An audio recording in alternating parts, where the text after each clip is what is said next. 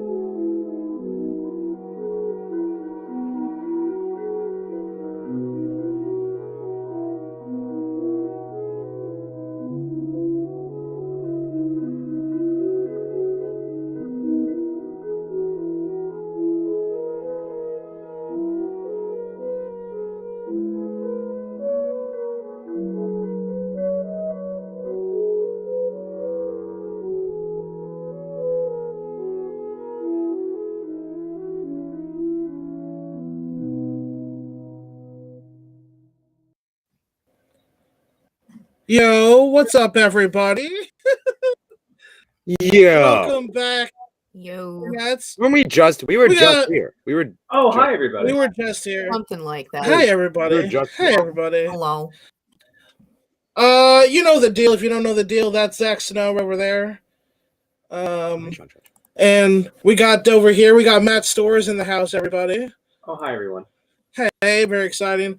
And then over this way, we have Hannah Harkness. Hi. Yeah. We were just here, three of us, talking about Wrestle Kingdom. Ain't that crazy? Now, listen, we're going to be talking about AEW Dynamite. Dynamite. Mm-hmm. And what a Dynamite it was, Zach. Now, we talk about Wrestle Kingdom as kind of like Wrestling Christmas, as we only get, it comes once a year. But I got to tell you, this show, this was like Boxing Day. It was better than Christmas because Ethan Page was Three involved. Kings Day. It was kind of like Three Kings Day at my house, Zach. I told Zach my mom's a big fan of Three Kings Day. She gets really into it for no reason. I don't know why she does. Maybe it's a Puerto Rican thing. I guess. I know. I didn't want to say it's because she's Puerto Rican, but it is. That is why. So. What a show we watched, everybody! Wow, what a goddamn show. Where to start? Weren't you born with a crucifix tattoo? Me? Yeah. No, you're thinking of Harry Potter, Zach. That's Harry Potter you're thinking of. What? I think that might be correct. Lightning bolt. Sorry to inform you that was. Sorry, I did it. That's what lightning bolts are, guys. I was the chosen one. Yeah, no, Yeah. you were the chosen one. Sean, can you do me a favor real quick and listen? Hey, yo, listen. Hey, yo. Can you listen real quick? I think I missed the Acclaims promo, actually. I was discussing something with my dear sister at the time. So maybe you guys can fill me in on what they said there. But we can start at the main event. Escalera de la Muerte. That's right. We call it that because the Lucha Bros are involved, along with the Bastard Pack. The Game 7 of the best of 7 series. Who would have guessed the Elite came all the way back to win it? That's crazy. Wow. That is wild. They were down 3-0. What a story. Well, they were down 2-0, then 3-1. They were down 2-0. 3-1. 3-1. Yeah, they didn't go full. No. Miracle, but they didn't go full miracle. No, that'd be crazy, Zach. You never go full miracle. Never go full miracle. We've all seen Tropic Thunder. You never go full miracle. You never go full miracle. No. I mean, honestly, what is there to say about this match? It was stone cold. Fuck nuts. And they only did it in like 12 minutes because like a lot of yelling. I wasn't sure how they were gonna do it in 12 minutes, but it was like doing a rail. Like honestly, as far as a match goes, that was they were like, let's get this done. Like, I mean, I'm glad Ricky Starks and Action Andretti got to be on the show, but when the JS came out, I was like, word. Yeah, we right. got time for this? Yeah. Yeah, I mean, it was. You could call it fast paced. Yeah. You certainly could. They didn't waste time. They did not waste time. It was some of the spots. The table spot was crazy. Yeah. Oh yeah. The ladder spot toward the end. I mean, Yeah. a couple ladder spots. The one with Nick Jackson, and then the package pile driver, both wild. Yeah. Can I just say a credit to these 6 guys? Off the ladder. Off the ladder. That was nuts. Like, correct me if I'm wrong, but they hit everything clean, right?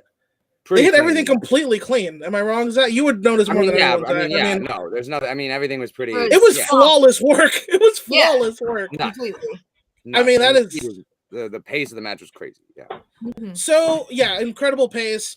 Just exactly the way you needed to cap this series off.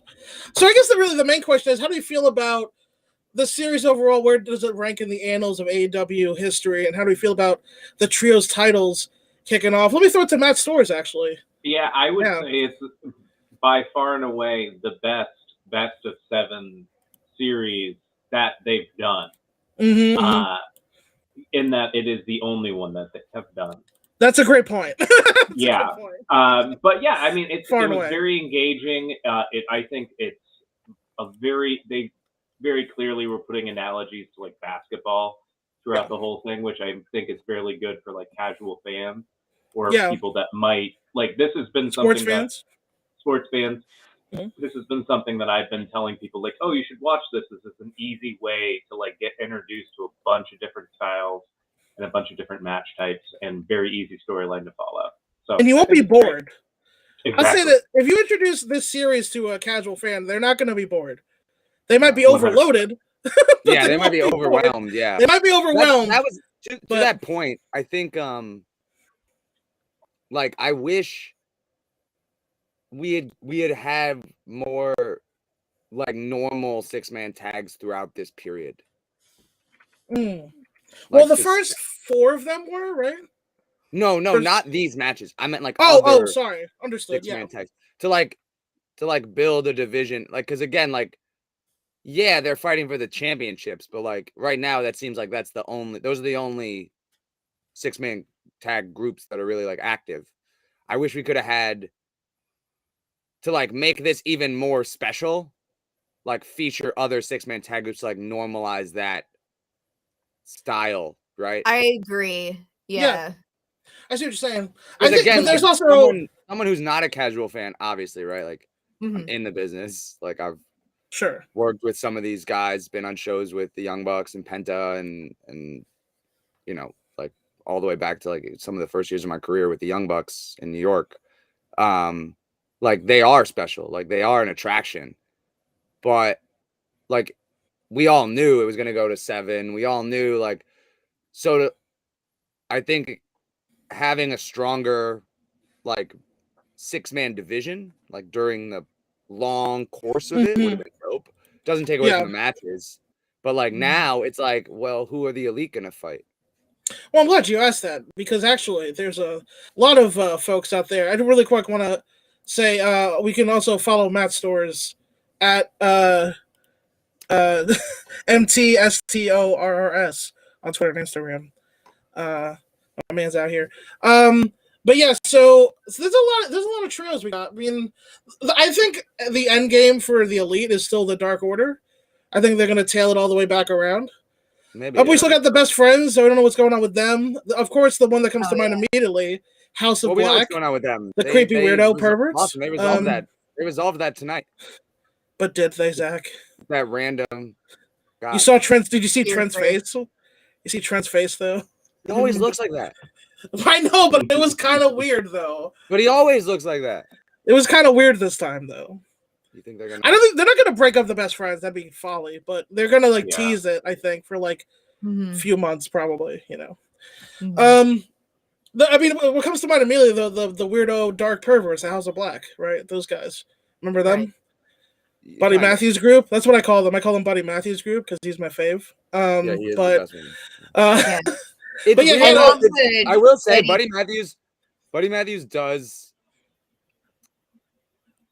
in a weird position in like life. What are you talking about? Because he's doing great. Well, so he was in the WWE, right?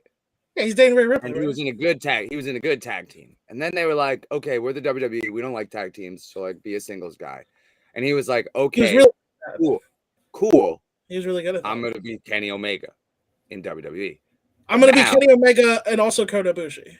But now, yeah, he's in Kenny Omega's company, and it's weird. It's just a weird. He's in a weird spot. Well, he switched stuff up. To be fair, a little, but like I'm just saying, it's a weird spot.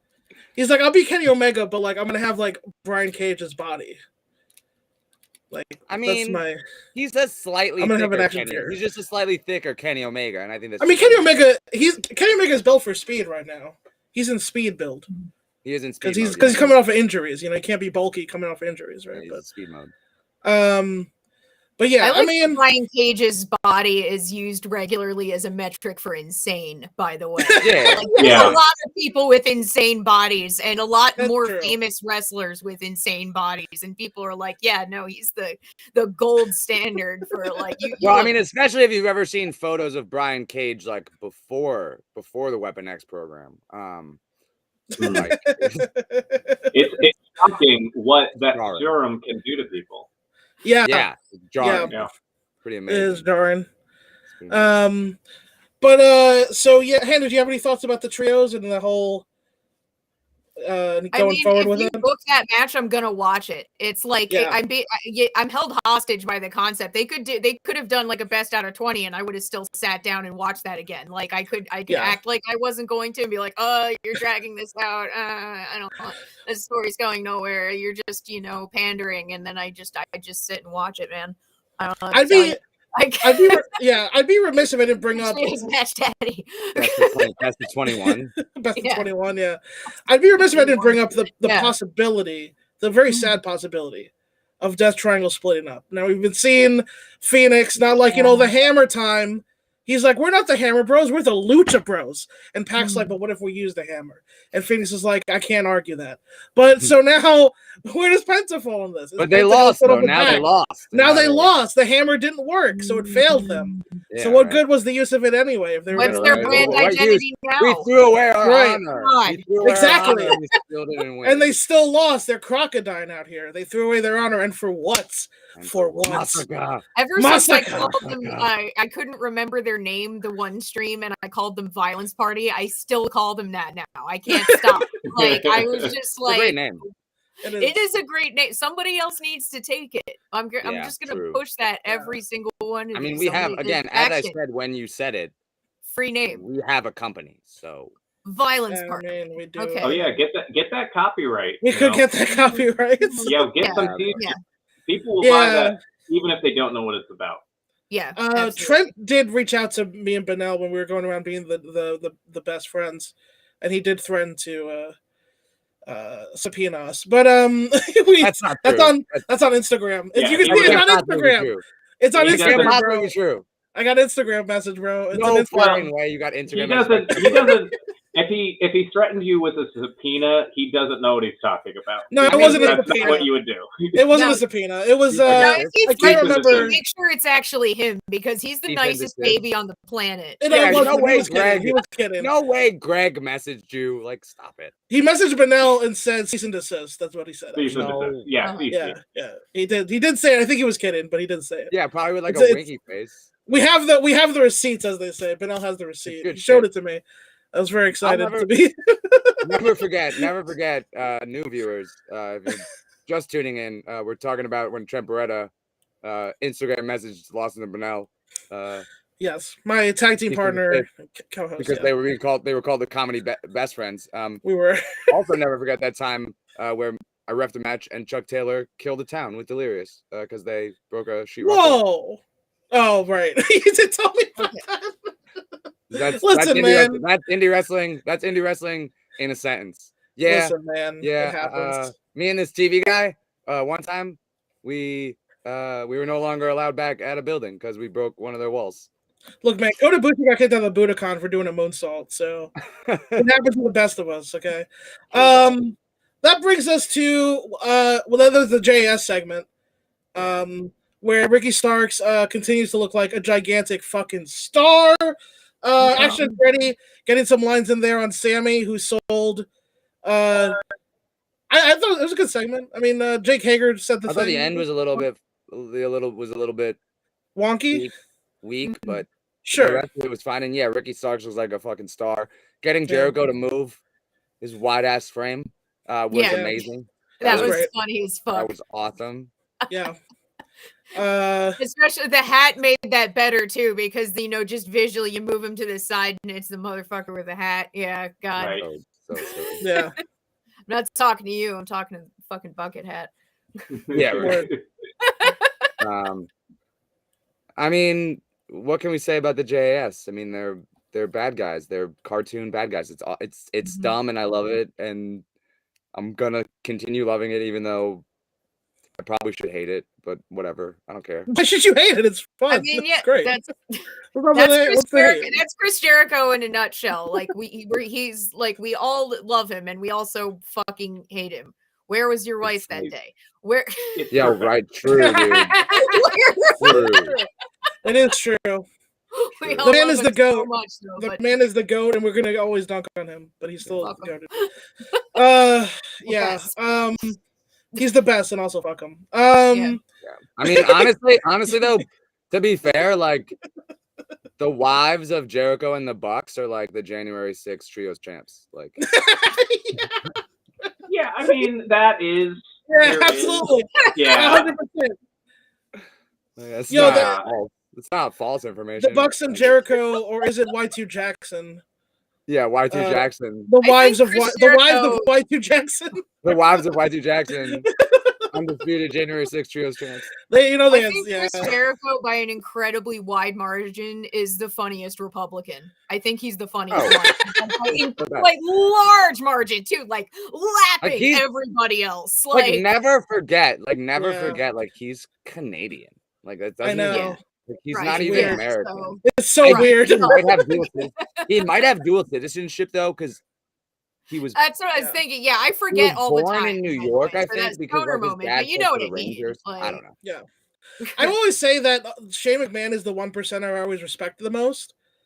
But Jericho is the one who has probably made me laugh the most, I will say. Oh yeah, okay. Shane, I just go like, man, all that money, but it will never give you your father a hug from Vince. But it's never, no matter how a thing you jump off of, he's never gonna hug you. He's never gonna love you. He's never gonna give you that kiss. No. Stephanie's always gonna be better in his eyes. Shane just wants a POB that's never gonna come. Yeah. Pat on the back. And he's the Ocho. Which, man, that place is, what a fucking fire flame that place is in right now. But anyway, since we don't, do we know anything more? Like, it is just a rumor. It is just a rumor, but like we were just here and we were like, oh, breaking news, Stephanie McMahon steps down. We broke that live yesterday. And then they ended the stream and it was like, oh, maybe sold to Saudi Arabia? Like what? Yeah, what the fuck? Within like 12 hours? Wait, we just ended the stream. What the fuck? Get back on here. Let's go. Like, what happened? Well, I mean, if anything breaks, please let me know. Sean Trad, that popped. Yeah, Sean Trad pop off.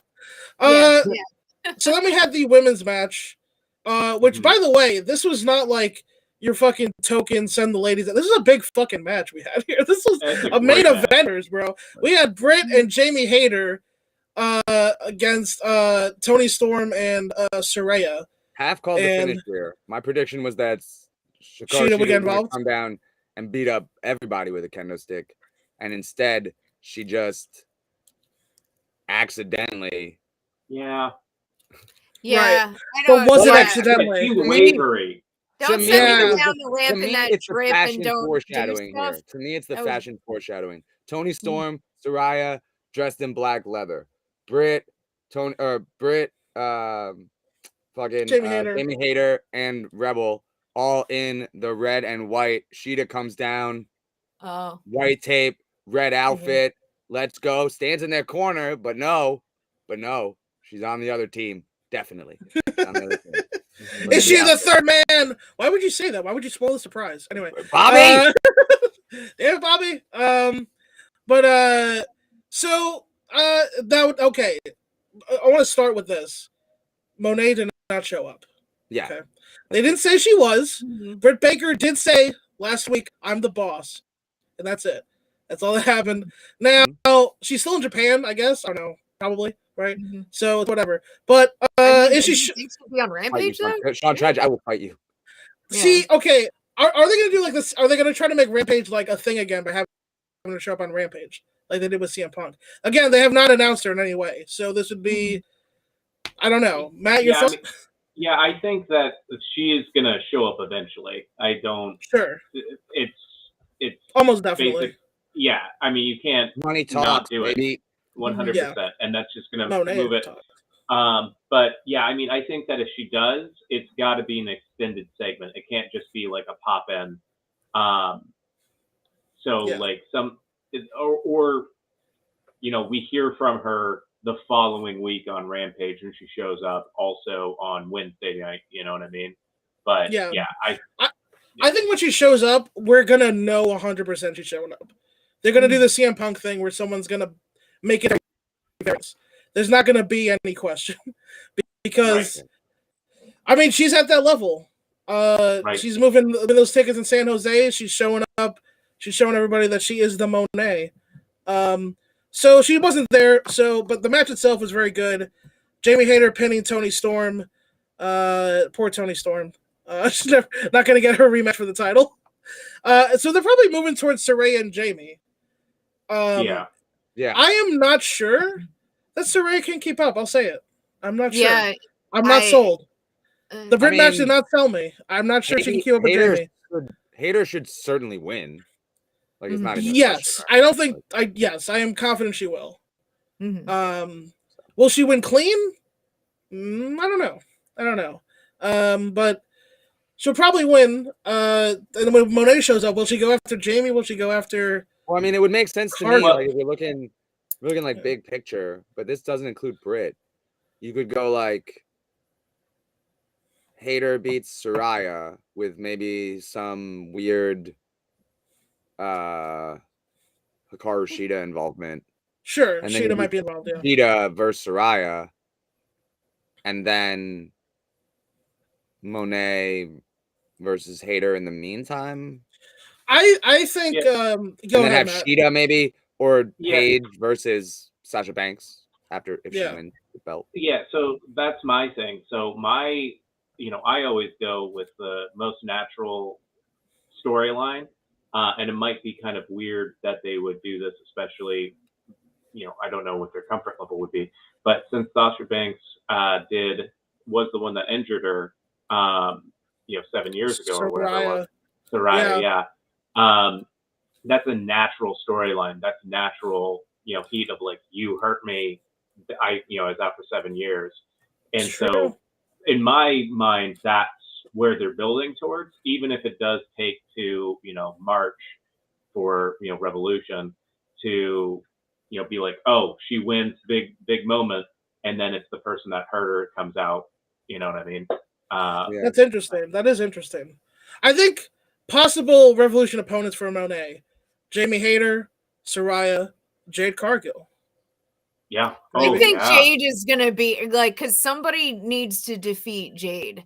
And I think that would be a banger. 506-0. Let's do it. Yeah. So like, I really need that. I'm like, I'm undefeated for her entire career. Literally, I'm never lose. Just her last match. Just her fucking last match. Just one. She finally puts someone over in 2038. She gets a fall. It's a 2 out of 3. She gets one. She gets the first fall. The first fall in a row, and that's the last match in her whole career forever. It's 2038, I like that. Yeah, she's putting over. Book it, Tony. Tony, fucking book it. She's putting over is he? I don't know. Who are you wrestling? The Bailey fan, is he? Remember? Anyway, putting over John Moxley's daughter. She'll be 15. She was just born, right? Whatever. Anyway, AEW futures contract. It could be Matt Hardy's kid. He's got like 1 million kids. Yeah, Matt Hardy's business. Yeah.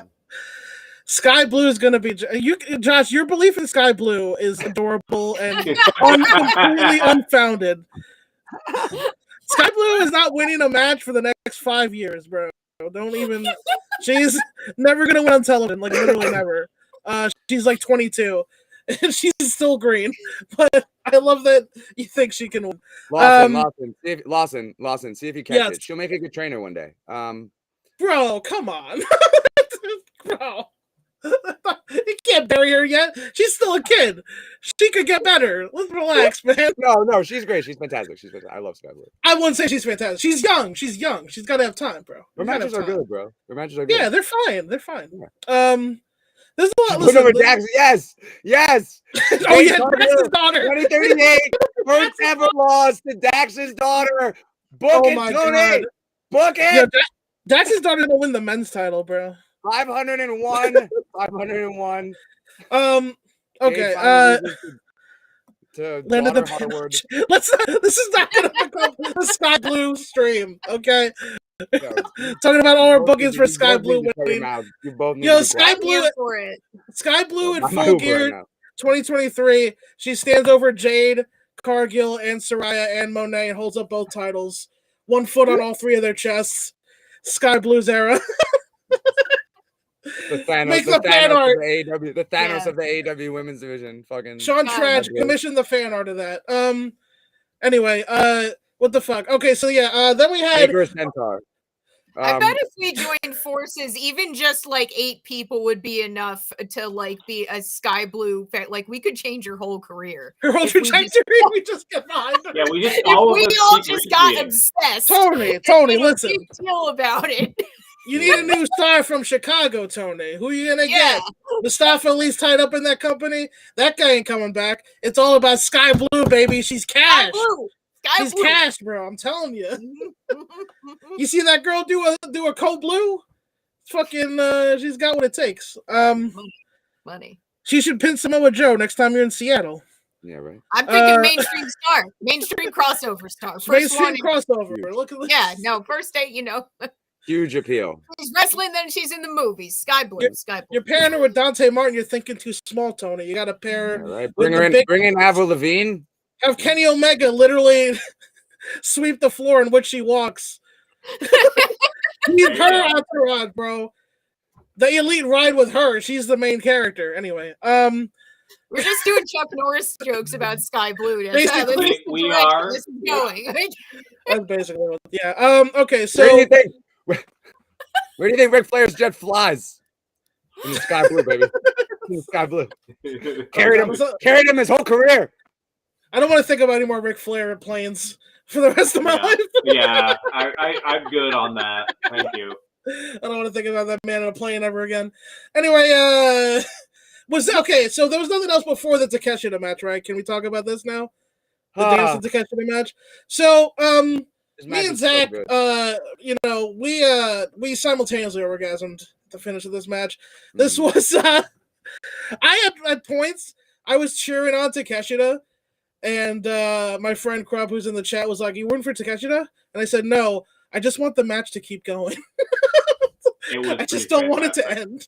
I just want it to continue. More fun watching that than most of Wrestle Kingdom, and Wrestle Kingdom was real good. No, I agree. I was just excited to see everybody else excited.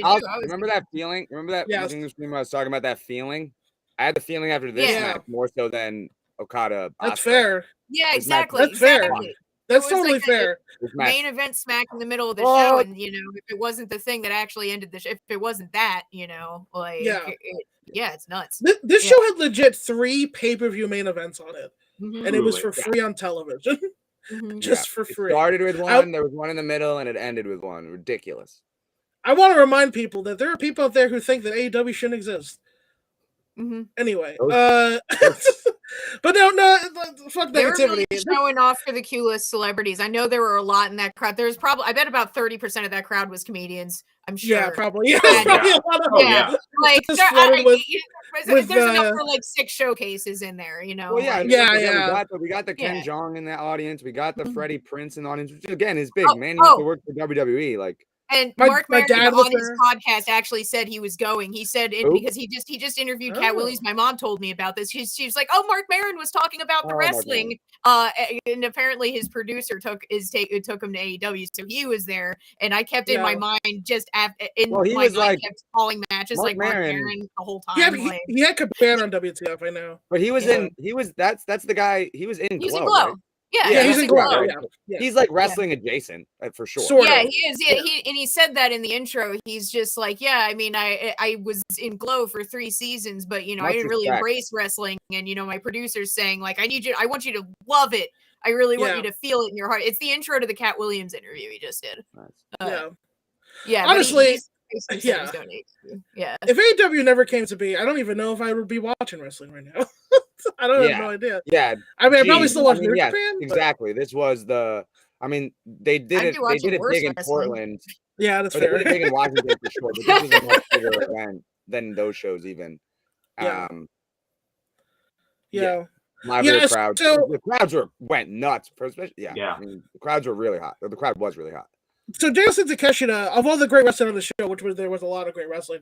This is the best match on the show. I think we all agree because Takeshita. I mean, they came back from break as soon as Takeshita that lariat off the top turnbuckle because they know what there's 2 pros. So they had the awesome match. Before that, we had the MJF promo. Was it weird that they put the promo before this killer match? Was it a weird way to get into it? What do you guys think? I don't think so. Because I think, like... Fuck you, Josh. I would not. Sorry, go ahead. I think... I think MJF interacting with Takeshita... that was great. Really important and great. When he cursed about in Japanese, it was so cool. Yeah. And that would have been, I think that would have been weird after the match. Yeah. Sure. I mean, maybe not. Like, again, if they could have definitely done it, right? Like, you do a respect spot where, like, Bryan Danielson and Takeshita, like, shake hands after the match, and then MJF comes down. No, I like the way they did it more, because it didn't I like take that away because, from again, the match like, at all. MJF established himself as, again, a chicken shit heel who's afraid of Danielson. He's putting all these obstacles. He does not want to fight him. That's important too, right? Like that's big. That's big stuff. So Danielson did take a while to get down there, didn't he? I like to think that he was literally in the back watching this, just being like, some good lines, MJ. Just like really enjoying the promo. That's a good one. He called them nerds. I got him. I remember when I used to like a natural. Remember when I used to call them nerds? Remember when I used to call people nerds? That was great. Yeah, good times. That's good. Just sitting in Gorilla, just really taking it in, because he sprinted to the ring in full in his wrestling gear. Yeah. But like after MJF had cut like an 11-minute promo, when Danielson knew he was in the next match, which means he was just chilling. Sean, what do you mean? Oh, so Don Callis, yes. I wanted to bring this up. They've been telling this story on Dark, so a lot of people might not know. Don Callis has been watching Takeshita's matches. The connection there being, Kenny Omega, Japan. You guys get it. Yes. Oh, what about Kenny Omega in Japan? Well, Kenny Omega. Actually, Matt, he's like kind of a weeb. No. Okay. Yeah. So, Kenny loves DDT. People may not know he's very loyal to the place that he came from. So he, of course, bringing their top guy over here. Takeshita. So how do you feel about Takeshita with Don Callis as a possibility? Is it weird? Don Callis is an unlikable, smarmy piece of garbage.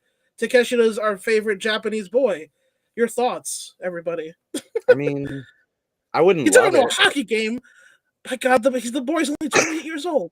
I wouldn't love it, but it would be our sweet boy. It would be interesting, certainly. It would be. I think there would be some. He could talk for him. But then, like, good interaction too, because like Takeshita can slowly. He probably speaks English. After that segment, I want him to talk, because that was fucking good. His English is fine, probably. Yeah, he knows how to say that.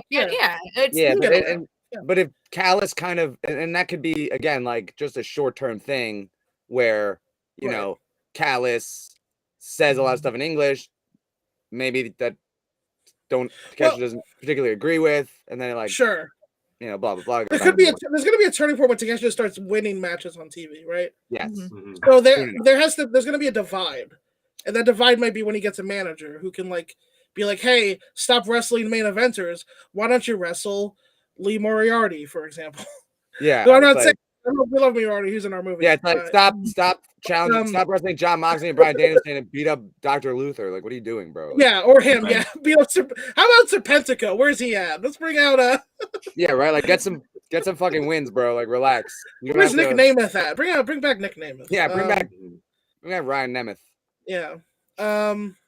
Nick Nemeth is the more famous one. Oh, my bad. I got him. I guess that's my bad. Totally sorry. Actually, he could beat up Nick Nemeth also. Honestly, yeah, bring in Nick Nemeth. They want to sign him to this company. Nemeth party. Yeah, we can put over both. Yeah. I'm not dignifying that, Josh. Oh, true, Josh, that's true. Well, yeah, I mean, put him in Jericho Appreciation Society, and oh my, he would look good in the purple. He would look. I'll throw it for a second. He would look good in the purple. That's true. Yeah, great take, Matt. I think and honestly, I think Takeshita and Jake Hager both wearing bucket hats as a tag team would be real. They're similar, sort of. Yeah. They're both like. Imagine Takeshita saying in English, "I like this hat." I like this hat. Oh my god. All right. Book it. And Tony, book it. It's someone play the clip of Jericho yelling, "It's a bad idea from Bad Creative." I can never stop with him. The whole like Simpsons, the Malibu Stacy with the hat thing. I can't get past it with fucking JK. I'm sure somebody. Yeah, I mean, that is what he is, but it's amazing. It's crazy that this is my favorite gimmick he's ever had. Me too. And I like the Real Americans. It was so over. They had a great theme song. The Real Americans. Their theme song was really good. And Dutch Mantel's amazing. He's a legend. He was low key legend. Like what? The thing about him was like people didn't realize that he was so because he was never like over or really employed by the WWE as like an on-screen talent. But man is goated. Like actually, shout out to Saint. Yeah, he was really good. Yeah, but like and so to have him there and watch that and like that's why all those matches were great. That's why the promos were good. Like it is just Jack, but with a hat. Put him in a hat. See, he got over. I mean, brilliant. Yeah. So that took us past the hour of the show. So going into now I'm starting to forget the exact order of things. The tag. Of course, the handsomest tag team there ever was. Oh my god. Are two pretty young white boys. Jungle Jack Perry, two pretty boys with famous dads, Jungle Jack Perry and Hook, Jungle Hook, teaming together against Lee Moriarty, our boy Lee Moriarty. Unfortunately, he was. We love Lee Moriarty here, but and Big, what do they call him? Big Bill. Big Bill. Big Bill. Right. Big Bill. Oh so wait, actually, speaking of that, hold on, wait.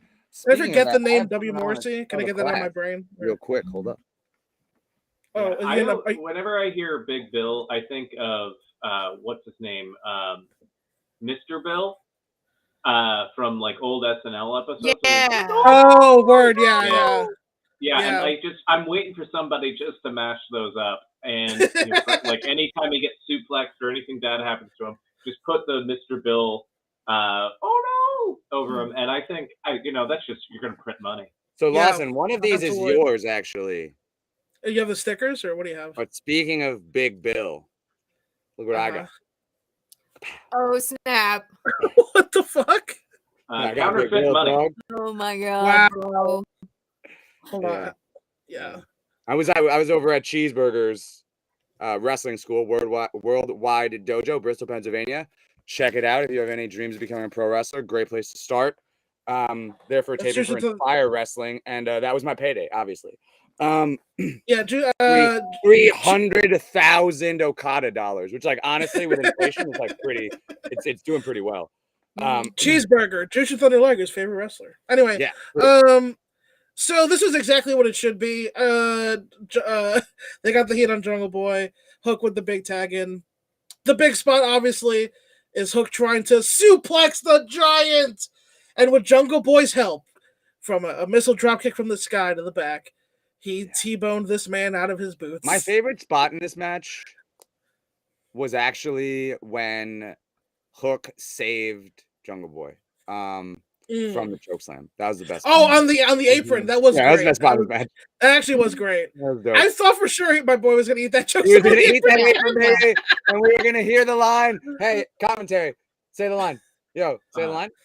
Hardest part of the ring. Yeah, it is. Yeah. The apron is the hardest part of the ring. But no, we didn't get that because Hook, he's a smart guy. Sliding drop kick. Now he can't choke somebody like that. Hook, despite his age, I think maybe he was there in 2002. He'd seen enough. He'd seen the J-Lo Classic.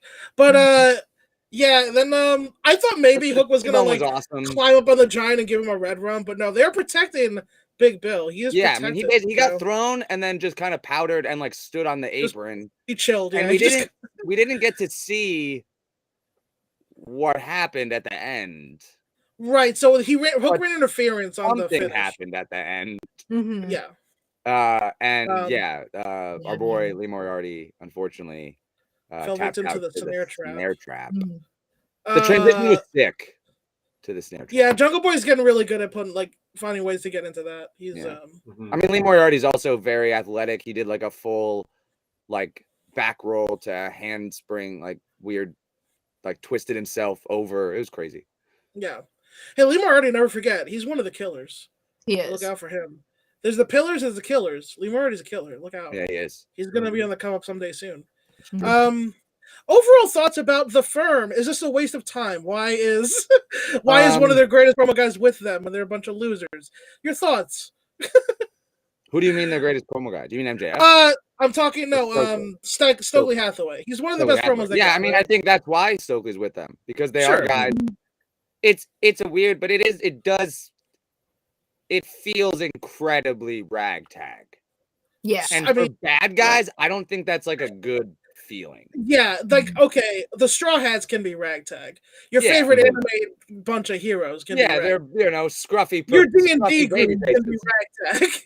But your stable of mercenary heels, oh, look at this eclectic Sunny D commercial. Yeah, bunch of motherfuckers attack you from all different heights, basically. We go for the legs. This guy's Canadian. Yeah, they gotta bring back Marco Stunt. Yeah. Yeah, bring back Marco Stunt into the Firm, especially now that they're working Jungle Boy. They got to bring back Marco Stunt to get a little. Billy Gunn's kids are here. The Russian doll that collapse into each other and they jump out. It does almost feel like Tony Khan was just throwing darts at his list of heels, or whatever. Just one went wide. One went wide and hit the babyface list, and Moriarty got in, and it's I guess. Oh fuck! I put Moriarty. I was fuck! I hit the Billy's. Turn him. Damn it. No, Josh. No, they're not. I mean, whoa. No. We're not. Well, let's not compare. It's not fair because no, the embassy is great. Yeah, they just need some time. The embassy needs some time. If they were featured, they'd be over. They're good. Yeah, they'll be fine. On the other side, our top two babyface boys, the future champions of this company. Where does Jungle Boy go from here? We got to wait till Christian heals that wing, huh? He's got to come back and put my boy over. I mean, I think Jungle Boy they're gonna stay dealing with the Firm probably. Maybe Ethan Page. Yeah, that's fair. Oh, Ethan Page is the final boss of the Firm. That is true. I guess, or maybe singles match with Big Bill. Yeah, well, do you think they'll do that? I don't feel like they don't want to do that because seems like. Eddie Kingston and Ortiz had that weird promo. That's true, Josh. Oh right, yeah, that was. They're fighting the House of Black. I fucking true real baby faces. I don't want to bury them, but I don't. What the House of Black? I black a lot of their shit out. Honestly, I just try to not think about the shit that they're doing. Because I don't know. They're gonna beat up my faves, and then I don't know. Nah, but they're gonna lose. They're gonna lose though. I feel like the House of Black. They're not gonna lose. There's no way they're gonna lose. Because I'll bet you money on the stream right now. They won't lose. It's a tag match though, Lawson. It's a tag match though. I don't know why. It's not trios. No. Oh, I don't know then. I guess it's possible. Anyway, it's we're gonna find out versus the Devils essentially. Unless Ortiz is gonna join them, but Ortiz, do we really want Ortiz to join them? But if Ortiz joins them, do we get weird Pazuzu energy Ortiz, which I don't hate? Because he's thrown back to the indie. Well, there's flesh on Fridays. There's no Santana though. I mean, but like Flash up front. Okay, but I'm just saying, there's no Santana. Yeah, but that's fine. I don't care. Okay. That's fine. All right. I mean, he could. So what? Eddie can't have any friends, Zach. We leave him with friendless in the middle of the cold. But he's the cold world. Mox is still his friend, kinda. Mox is still. He's off getting fucking decapitated by Hangman. Let's just skip to that match now. We'll get to the Adam Cole promo later. Well, the Adam Cole promo will main event this whole thing because. So my man, the cowboy, our anxious millennial hero, decapitated the other ace of this company. Who, by my count, and I believe Jon Moxley has only been pinned clean one other time. I could be wrong. He was defeated by CM Punk clean. Yes. At All Out this year. And I don't believe he's ever lost clean to anybody else. He was defeated by Eddie Kingstonhausen would be my favorite thing ever. Oh yeah, yeah. Eddie Kingstonhausen would be Kingstonhausen. Oh, that's you know what? The peak. Peak of pro wrestling. If they rip all of Eddie Kingston's friends from him and he joins the best friends, then I'm on board. Yeah, let's do not the best friends, Lawson. Not the best friends. Just Danhausen. Nah, bro, you didn't want him to interact with Orange Cassidy. It would be so fucking funny, I dude. guess. To be fair, that like that. Even Trent would be hilarious. That is where Eddie's kind of the capybara of this company. He can hang with anybody, and it's It is at his heart. He is a Chikar guy. Yeah. That never forget. Eddie Kingston. For better or worse, now and forever. Is a Chikar guy. For better or for worse. Now and forever. But, Trent, Orange, Chuck. They're all. Yo, Eddie Kingston and Chuck, like, they probably wouldn't do much stuff on TV, but, like, the Being the Elite segments. Would be good. Amazing. Your dog. What's up, dog? Yeah. What's up, dog? It's important. Sick. Thank you.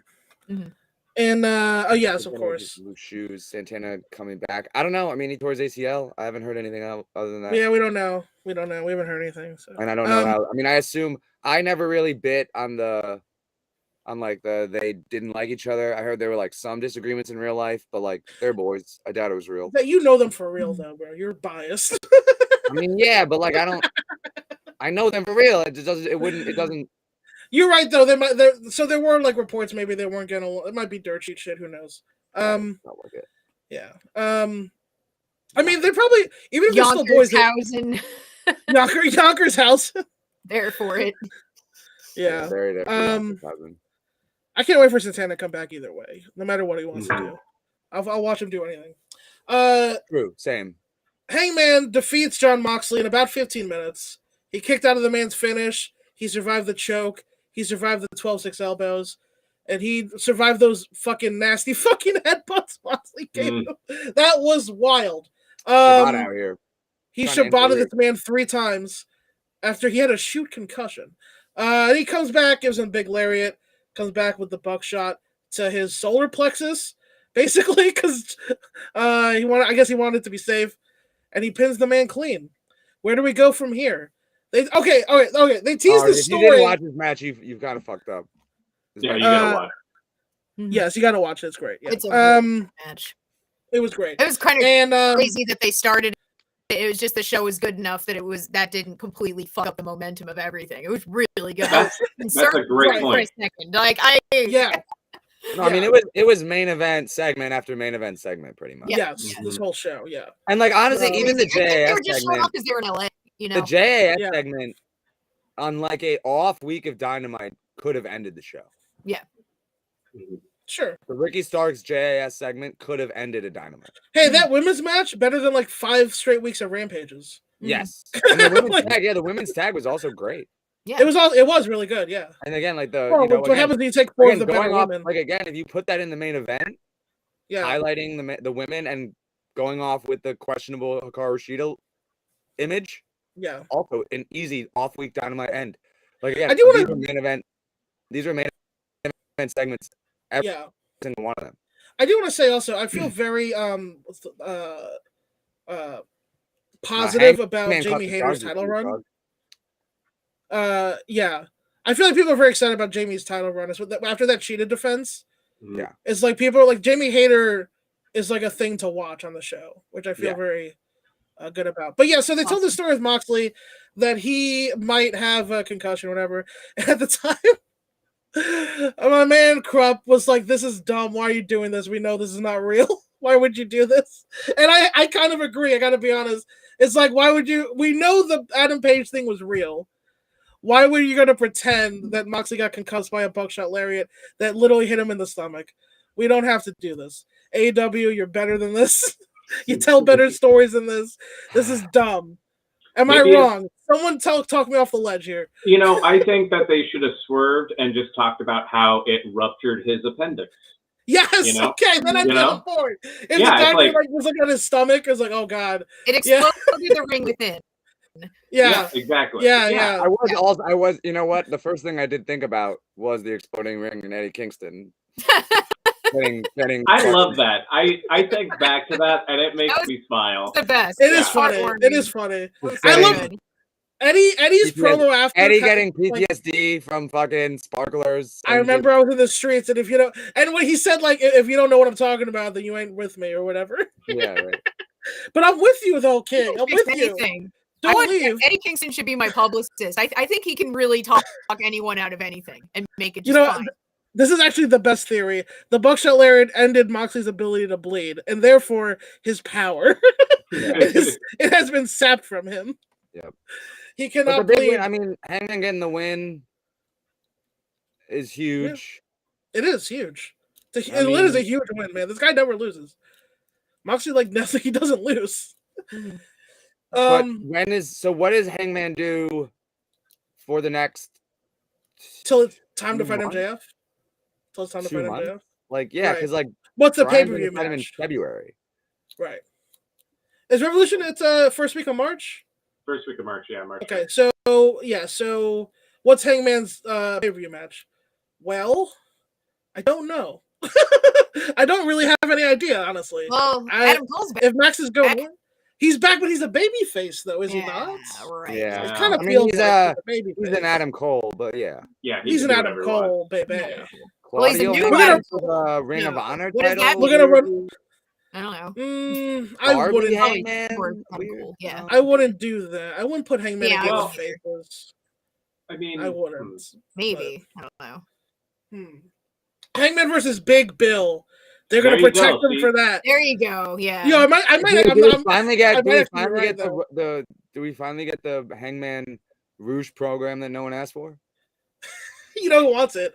Fucking Rouge, bro. The man's like, wait, he's the protagonist of this company? Oh, I'm gonna get in there. Oh, bro, I'm Toro Blanco. You're the cowboy. It's perfect. Yeah, I'm Toro Blanco. You're the cowboy. We're gonna, bro. I guarantee Rouge tried to eliminate Hangman from that battle royal. If you go back and rewatch it, he tried to eliminate him. I swear to God. I'm very cautious of Rouge. Yeah, because he's done a lot of shit in Mexico. He can't be trusted. It could be Rouge. Yeah, I don't know. Moxley, is he going on vacation? Is he going to make it to the pay-per-view? I don't know either. But I don't know about that either. But yeah, so we had 3 main event level matches on the show, and then we had the Adam Cole promo. Yeah, and I was freaking out. I was like, this man's not retiring, right? Thugs Army, baby. I'll fucking break down crying if this man retires. He's in his prime. And when he turned the corner and said, the bad news is, for my opponents, I was so hyped. Yeah. For everybody in the AEW locker room. Yeah. You get him, Adam. You know how to get that empathy. Yeah.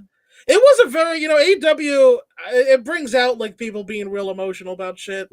About I'm here for it. It's a lot more in its feelings than it absolutely. There's way more men hugging. The AEW is the men hugging show. I've never seen so many straight men hug on a show. This is great. Yeah. My whole damn life. Yeah. It's a lot. It's well, that's also fair. But Hangman, what about the Hangman promo weeks ago where he's like, fucking Moxley lariated my son's name out of my head. Yeah, right. That was wild.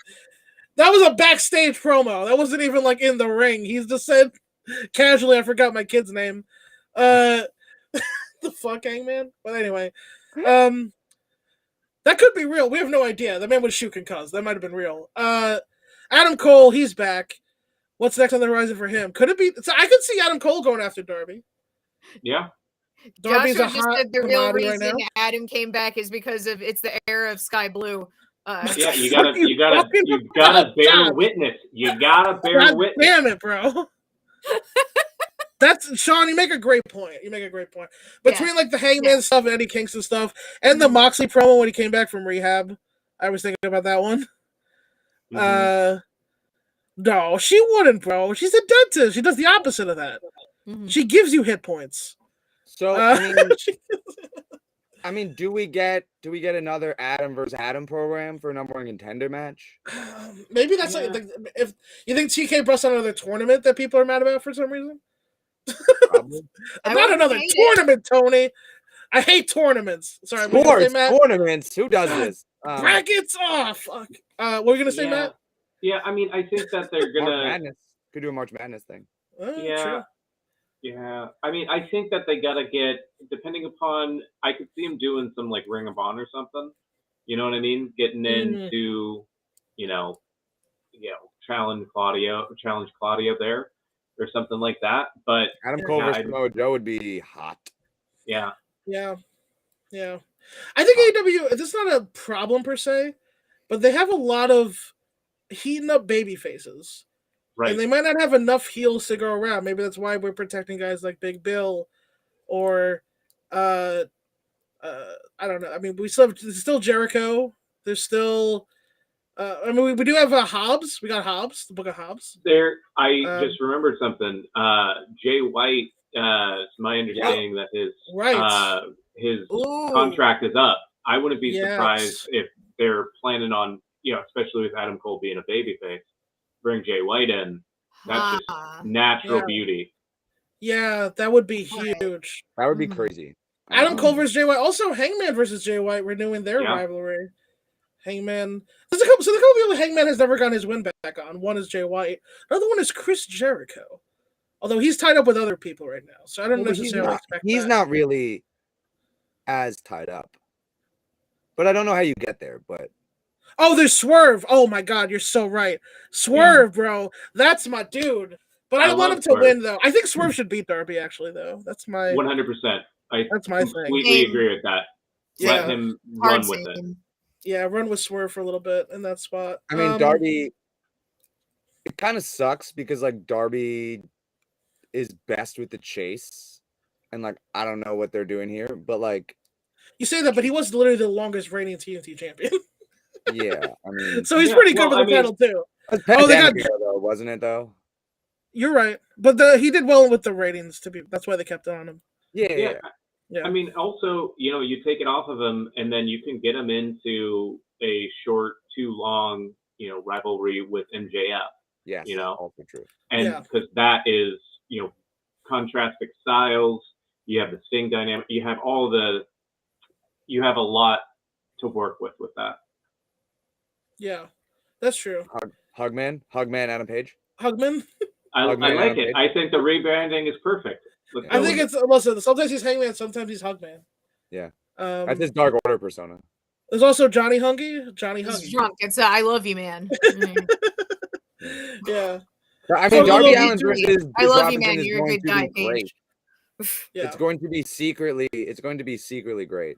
It'll be good. But yeah, Juice is I like that he's bringing over the Rock Hard persona. I mean, Juice is very good as a heel. He's very good with getting like big babyface like sympathy. Putting it over a babyface is like doing the impossible, like getting that heat, like the real heat, and like people are gonna think that he's gonna win. He's really good at it. He's a smart wrestler, and so. To my example, though, with the excess of baby faces, there's a man who has been left kind of without a country, and that is the one they call Wardlow. Remember Wardlow, guys? Oh, he got his TNT title taken from him, and what happened after? Not only was he fucking attacked in the back and then choked out into the main event, Samoa Joe cut his fucking hair off, and we've not heard anything about that since then. It's a I don't know what situation. The deal is. Yeah, I mean, he completely deflated after that because he doesn't have his strength anymore. He has to grow it back. He's been Samson. He needs to add 2 more cages, basically. Yeah, they could go back to Wardlow versus Hobbs. Yeah, they're eating up Hobbs for something. I don't know what, but maybe him and Darby. Maybe him and Darby. Maybe. Yeah. I don't know. Wardberg. The problem is we already have Jade Cargill, so that is the problem. But either way, the show kicked ass. I'm really glad Adam Cole was back. Yep. Any other ancillary thoughts about the show overall? Starting with Matt. I'll go around. I absolutely loved it. And if you have anybody in your life that you want to get into wrestling and you can get the episode, show them this episode. They'll be on board. Yes, absolutely. Hannah? I wish the actual pay-per-views were paced this well. They did. This was paced flawlessly in 2 hours somehow, and his pay-per-views sometimes are all the fuck over but this was perfect. Just do it. You did it, okay? Once. Don't stop doing it bad now. You get it. You won. You also, to piggyback on Hannah's thing, what also is nice? The Young Bucks having to actually fucking main event, not going on before the Nyla Rose match. You motherfuckers. How fucking dare you? Anyway, follow that. Or again, like I said before, every segment pretty much was a main event segment. Could have ended any segment on the show could have ended the show pretty much. True. You know what we will get actually? Oh, you know what? Actually, so you know what this made me think of, Josh? Kenny Omega is going to defend this title in this company, obviously. Oh yeah. So we're going to get more singles Kenny against the AEW roster. And although he is a baby face, the Elite are baby faces, but it doesn't really matter. Speaking of, this is less about AEW, but Tanahashi recently has been quoted. He's the and New Japan Strong is ending. No! What? Yeah. They just gave up? They just said, fuck it. AEW win? But with Kenny Omega, the new United States champion, on AEW television every week, right? And will we see more of a presence? And then will there potentially be a show once like Ring of Honor starts? Ring of Honor could use some New Japan Strong. So for context, New Japan Strong, was New Japan's American brand, and they were pretty goated until AEW was a thing. And then, they were owned completely. Because who's going to watch New Japan Strong when you have AEW? I mean, the answer is me and like 3 people.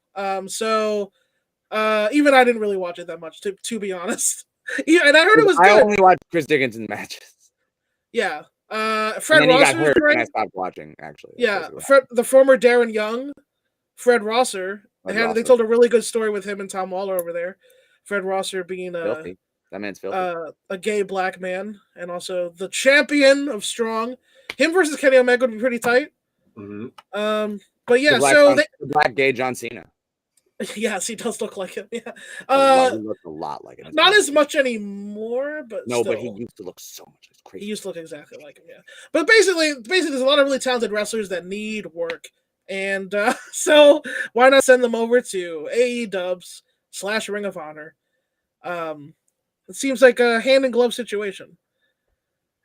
Yes. Well, so and I mean, also maybe there will be like a New Japan America show through the Ring of Honor partnership. I don't know. Yes. I can see that. Forbidden window. There you go. Come through my window. Yeah, the forbidden window. Okada's there. So it's an exciting time, everybody. Yep. Yeah. If we don't have the rights, but I'd play the music if we did.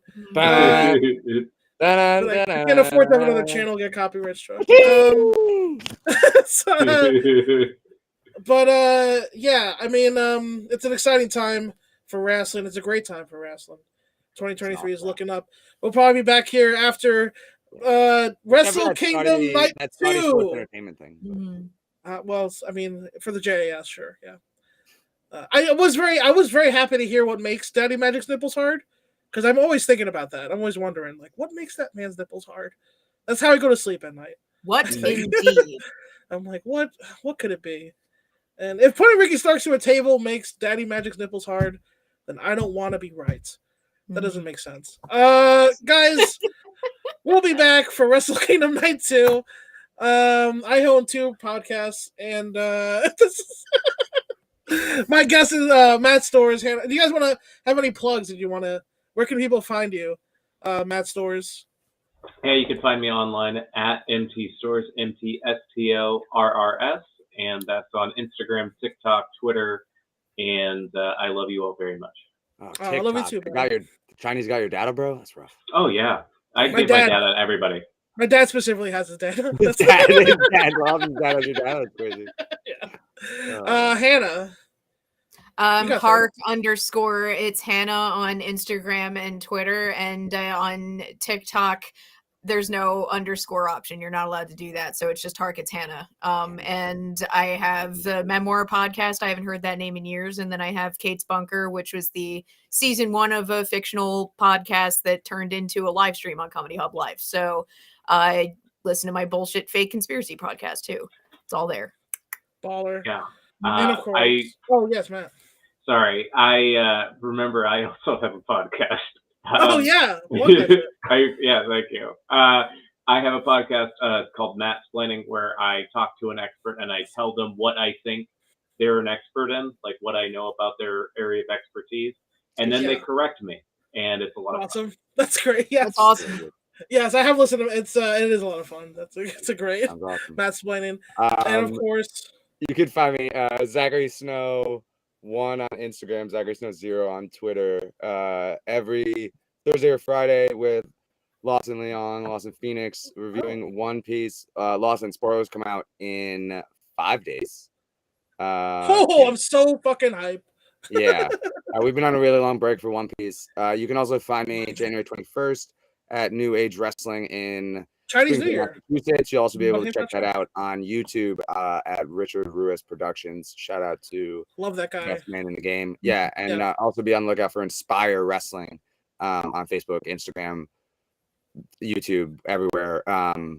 Some matches should be released soon, and they're hoping to do big things in 2023.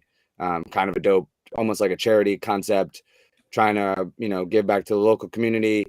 Less so bigger charities, more so like smaller families or small businesses in the towns where they run. So really cool concept. Just get wrestlers paid, give back to the community, and put on a great show. So dope. Be on the lookout for Inspire Wrestling, and also come and read One Piece with us.